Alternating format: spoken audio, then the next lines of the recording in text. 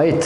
Hey everyone. So today I'm going to be talking about a topic that really has kind of changed my life as an agency owner.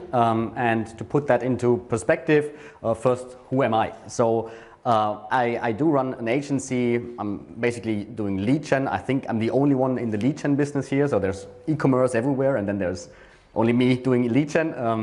So I'm a lead gen agency owner, so my clients are coaches, trainer, consultants, info producers, and I help them just generate more leads. And apart from that, I founded a product. I created a product which is basically called Creatives as a Service. So we help other performance marketers, agency owners, or corporates to receive creatives at scale that should kind of move the needle in terms of conversion rate and click-through rate. Okay, so that's where we are. In general, what I usually do is, we look at the whole funnels, and we look at everything from top to middle to bottom of the funnel, and then we drive traffic to those funnels. Sometimes we do the landing page optimization, email marketing, and everything, like most of you, I guess. And this worked out super good in the past. So this is all like German, right? So the lead prices were decent, €3, €2, or below €2 for challenges, for workshops, for webinars. So it really worked well. And then we all know that iOS came, CPMs grew year by year, 15%, 20%, lead prices went through the roof. And so that was a problem for me, because basically my results are directly connected to the number of leads that I generate with a fixed price. Okay, so I had to do something. And when I look at lead gen overall, okay, when I look at lead gen overall, micro, okay. Guys, let's give an applause for Roth.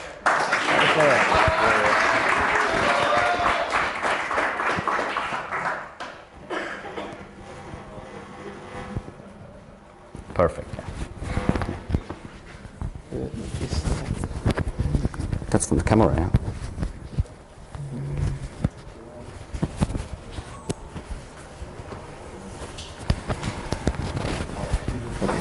Okay, thanks.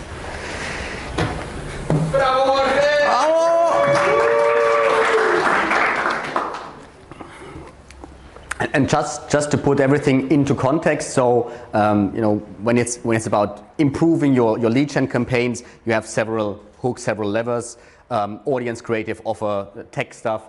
We're only going to talk about the creative side, and I'm going to kind of introduce you to my journey on how to create creatives that move the needle without talking too much about creatives. Okay, so it's more the strategy behind the creative rather than the design of the creative, and that's kind of the topic of today. So when I look at research, and I try to find something more up to date, the average attention span decreased heavily, like from 12 seconds to 8.2 seconds. And I think I read something that we are now at 4 seconds or 5 seconds. So it really we're heavily addicted to tech, and we just, our attention span is really, really low. And what I thought what a high conversion creative has to do is it has to have high contrast. It has to be platform specific, and clearly the number one thing is to do a pattern interrupt. Stop the scroll, right? That's the number one goal of a creative. Stop that fucking scroll so that your ad copy can lead your customer to your landing page, so that you can generate a lead. And then I started to collect creatives that I thought do that job. So there's one like this beautiful image, right, where everyone is kind of feel something, stomach hurts, feet are just ugly, but it does work. I think it was in one of the best performing ads in 2020, in the list of best performing ads in 2020, and I'm going to go into detail why these things work that well. And then the other one was use images, use faces, because people relate to faces and expression. So you kind of try to close that loop why that guy is now looking at it with disgust. Then there's the other one. It's called cognitive dissonance. So when you look at that, you try to find the difference between those two packages. Clearly, you will not find a difference at all, but this kind of the cognitive dissonance that you want to close. Okay, so it opens up and you want to close it, and that's where you kind of stop the scroll. So it doesn't have to be high contrast. It works also in a different way. And then there is the last one, which was just saying high contrast, use social icons and a clear text of what the product does. And since I'm German and since I'm kind of try to be structured, I try to work backwards on all the creatives that I collected over the course of, let's say, 2 years. And I said, okay, let's look at the creative from different angles. And I'm going to share with you the angles that I'm looking at and which are always part of the creation process of a creative. So the first one is do something familiar, right? So this, what you see here is a retargeting ad. Something familiar here is the clock, the colors that we're using. Red is supposed to present urgency, nothing really new, nothing really fancy, right? But it did work really, really well. The other creative is this one that I found from Traffic and Funnels, and it's kind of I'm kind of afraid when I look at that creative. So it's first of all, it's a baby. People relate to babies as much as they do to dogs or cats or sexy people. And the fact that this baby screams so much or seems to be screaming kind of triggers something inside of me. And I'm going to spoil that already. The next few slides will be much more about the psychology behind the creative rather than the creatives. But let's go with the next 5 types of those, and then we're going back into psychology. The third one, high contrast. So this is a creative I showed in the Mastermind. It's a lead gen creative, really, really simple, red with what it is about. We got 81 likes. It has been shared by the client, so it really is super good. I tried to use that in other accounts, and it just did not work. And when I was asking myself, why doesn't it work in other accounts, I'm going to answer that question later when we talk about the motives behind. But you can see really simple creative. I tried this with different colors, pink, yellow, black, blue. It usually works with high contrast colors, but in this account, duplicating into other accounts did not work that well. Then something miscellaneous, I call it, okay? So we're talking about, ad crisis. I think all of you should have received that ad because we're all like entrepreneurs to a certain extent, and they were selling some iOS 14 update course. So probably you were targeted by that ad. So miscellaneous. The next one, straightforward ad, also high contrast, as you can see. What is it, what it does, and what you can get out of it. And that's like number 6. And then I think the last one, no, the second last one is something funny. I'm a huge Marvel fan, and everyone who knows Avengers and Thanos, they can relate to that ad. I did, and it was funny. And then the last one really is before and after states. Okay, this is also an ad from a good friend of mine who is also part of the Ad Baker mentoring, and he showed me his results of these campaigns, and they really did work super good for him. Now, those were the 7 angles when I was looking at these creatives, and I thought, okay, that's it. It's going to work with those in every single account. And then I started to just use the angles in different accounts, and the results were not really different. Okay, so I kind of were stuck somehow. And I asked myself, okay, what am I missing? And this was last year, probably like beginning of last year, middle of last year. What am I missing? And the more I asked myself that question, the more I came to understand that I was missing the psychological part of the creative. So what I did was I went back to school. I joined a 3-month education program in marketing psychology. So it was really dedicated to human psychology, like what triggers us as humans. I did read a lot of books, and I can highly recommend these books to have like a really deep understanding of human psychology. And and I want to give a few examples, and I will just touch upon it because it will absolutely be too much in that session to really go deep into every single part of these books, but let me touch upon it. So one thing that was really triggering me was an example of a gun So we all think that every decision that we take is done by our head, and it's far from that, right? When I point a gun at your head, the first thing you do is there will be hormones, right? Hormones will trigger you. You will be your fight and fear mode will be activated, and at some point you will recognize and try to understand, what can I do now? Do I need to fight this guy? Can I run away? Is there any chance? But this process takes some time, and the first trigger is always like the motives behind. And all of the books, as well as the marketing plan, try to locate your emotions and motives into a system called the limbic map. I don't know if anyone has heard of the limbic map. Okay, no one. So I really found it super interesting because, you know, I don't like to think in categories or think in fixed spots, but as a matter of fact, we all are somehow located in this limbic map. It's not that I'm just a green person or a red person or a yellow person. We all have components of every single attribute, but usually one attribute is much stronger than the others. And what is more, there is huge differences between male and female, and there's huge difference between ages, okay? And the books that I was referring to are going really deep into details of these motives and what they do for you in marketing. Let me give you a few high-level examples of what every single field does, and then also how I use that in my marketing creation process or creative creation process right now to have better results. So, the balance system, so the green one here. So this one is the strongest force in our brain. So we humans are designed to act on the minimum amount of energy level. So everything we do should be optimized for the least amount of energy. Be lazy. Don't waste energy, because we need energy for, you know, for living, for fighting and everything. The goal behind that person here is to have security and peace of mind. And what it's telling us is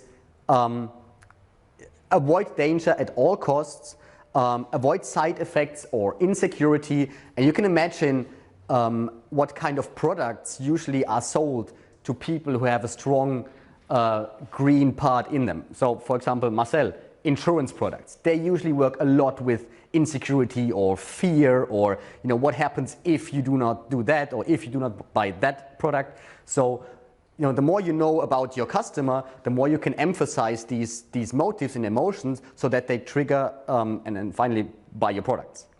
The next one is the stimulant system.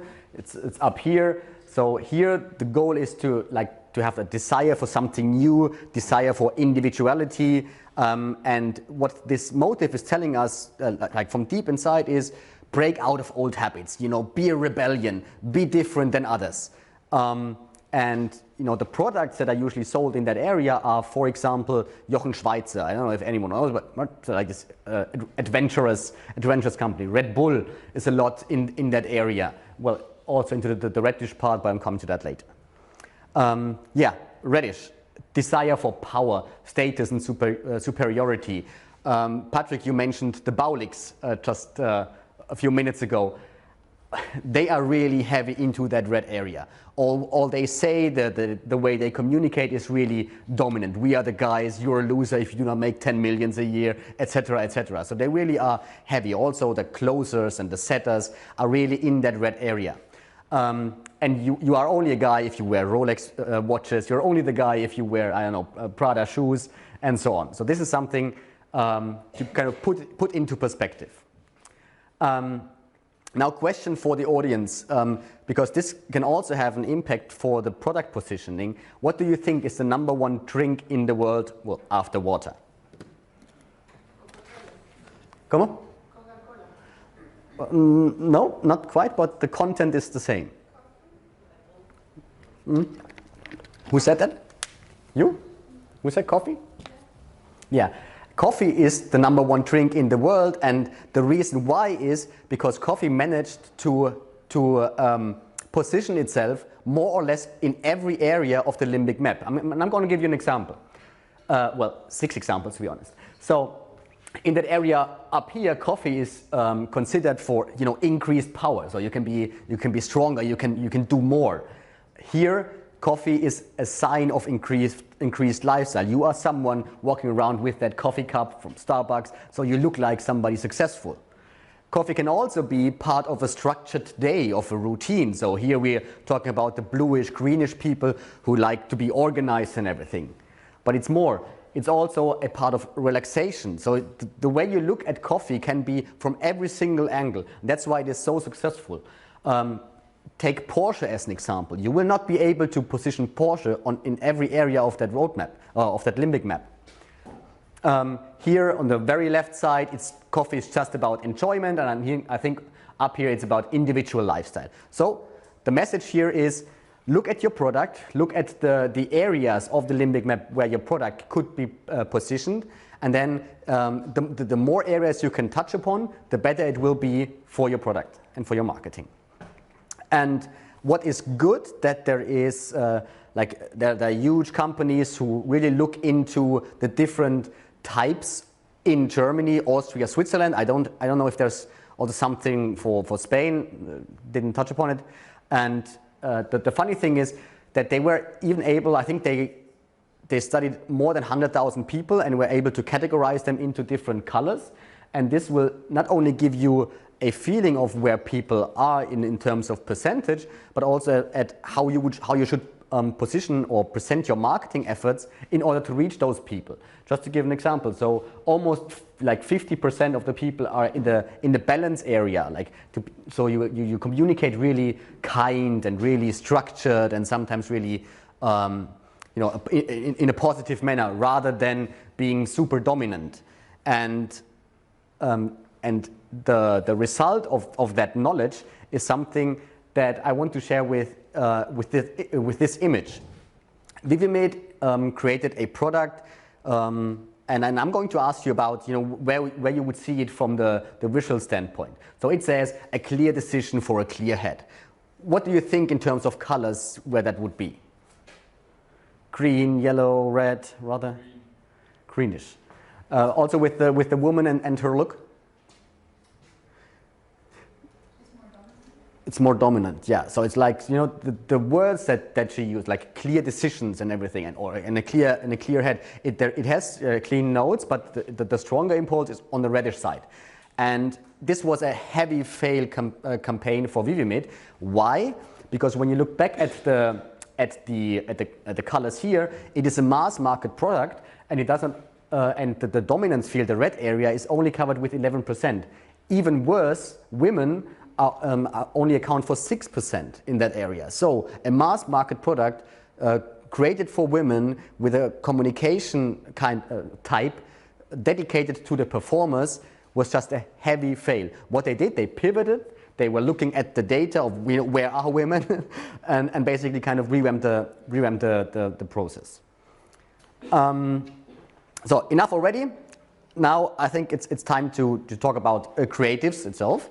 So when we create creatives with that knowledge that we gained just now, we have like a 3-step process. So and I'm going to walk you through how we do it at our agency and also at our products like Creatives Lab. So the first one is we look at the creative from a different viewpoint, like landing page messages, just simple, show the product, miscellaneous, and then like the message behind. So that's like the first strategic, question that we ask ourselves. And then the next one is we ask ourselves on that limbic map, where do we see our clients? Where could they be? What could we do? And then we start with the assumption we believe that our clients are in the yellow area. Side note, there are questionnaires that you can send out to your existing buyers in order to detect what kind of colors they contain more than others. Okay, so you can even, I think for the e-com guys, if you have already a huge list of buyers, you can just send out those questionnaires, and I can also help you with that, and then get a better understanding of why they actually bought that product. Was it because of looking sexier than the neighbor? Was it because of just being more active? Was it because of feeling safe or comfortable? So that's something you can find out. But when we start, and we do this for all of the 4 pillars, we start with, in this example, the landing page messages.